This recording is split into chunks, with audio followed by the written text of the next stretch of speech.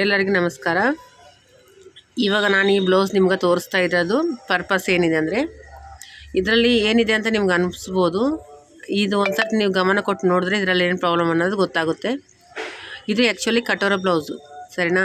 ಕಟೋರ ಬ್ಲೌಸನ್ನ ಯಾವ ಥರ ಸ್ಟಿಚಿಂಗ್ ಮಾಡಬೇಕು, ಕಟೋರ ಫ್ರಂಟಲ್ಲಿ ಬರುತ್ತೆ. ಇದು ಪ್ರಿನ್ಸಸ್ ಕಟ್ ಥರ ಆಗಿದೆ. ಇದು ಕಟೋರ ಬ್ಲೌಸು, ಇದು ಮೆಜರ್ಮೆಂಟ್ ಬ್ಲೌಸ್. ಆ್ಯಕ್ಚುಲಿ ಈಗ ನಾನು ತೋರಿಸ್ತಿದ್ದು ಲೈಟ್ ಗ್ರೀನಲ್ಲಿ, ಇದು ಮೆಜರ್ಮೆಂಟ್ ಬ್ಲೌಸು, ಅದು ಡಾರ್ಕ್ ಕಲರ್. ಯಾಕೆ ರಿವರ್ಸ್ ತೋರಿಸ್ತಾ ಇದ್ದೀನಿ, ಬ್ಲೌಸ್ ಉಲ್ಟಾ ಸೈಡ್ ತೋರಿಸ್ತಾ ಇದ್ದೀನಿ ಅಂದರೆ ಕಲಂಕಾರಿ ಬ್ಲೌಸ್ ಇದು.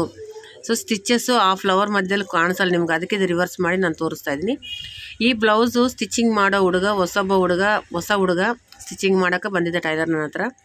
ಅವನಿಗೆ ಬರುತ್ತೆ ಕೆಲಸ ಅಂತ ಕೊಟ್ಟಿದ್ದೆ. ಸೊ ಈ ಥರ ಸ್ಟಿಚಿಂಗ್ ಮಾಡಿದ್ದಾನೆ. ಇದು ಕರೆಕ್ಟ್ ಕಟೋರ ಬ್ಲೌಸು. ಇನ್ನೊಂದು ಮಾಡಿದವರು ಉಲ್ಟಾ ಮಾಡಿದ್ದಾನೆ, ಹಾರ್ಮೋಲ್ ತೊಗೊಂಡೋಗಿ ನೆಕ್ಕು ಮಾಡಿದ್ದಾನೆ, ನೆಕ್ಕು ತೊಗೊಂಡೋಗಿ ಹಾರ್ಮೋಲ್ ಮಾಡಿದ್ದಾನೆ. ಈ ಥರ ಮಿಸ್ಟೇಕ್ಸ್ ಯಾಕೆ ಆಗ್ತಾವೆ ಗೊತ್ತಾ? ನಾವು ಕೆಲಸ ಮಾಡಬೇಕಾದ್ರೆ ಗಮನ ನಮ್ಗೆ ಸ್ಟಿಚಿಂಗ್ ಕಡೆ ಇರೋಲ್ಲ.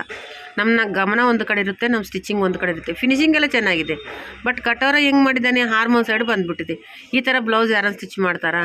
ಇದೇ ಮಿಸ್ಟೇಕ್ನ ಯಾರು ಹೊಸದನ್ನು ಯಾಕೆ ತೋರಿಸ್ತಾ ಇದೆ ಅಂದರೆ, ನೀವು ಈ ಥರ ಮಿಸ್ಟೇಕ್ಸ್ ಮಾಡೋಕ್ಕೆ ಹೋಗ್ಬೇಡ್ರಿ. ಇದೆಲ್ಲ ಇವಾಗ ಬಿಚ್ಚಿಬಿಟ್ಟು ಮತ್ತೆ ರಿವರ್ಸ್ ಆಗಿ ಮತ್ತೆ ಸ್ಟಿಚಿಂಗ್ ಮಾಡಲೇಬೇಕು, ಡಬಲ್ ಕೆಲಸ ಆಯ್ತಿದ್ದು. ಬಟ್ ಓಕೆ, ಬಟ್ ಈ ಥರ ಮಾಡಬಾರ್ದು ಅನ್ನೋದೊಂದು ಉದ್ದೇಶಕ್ಕೆ ವಿಡಿಯೋ ಮಾಡಿದ್ದೀನಿ.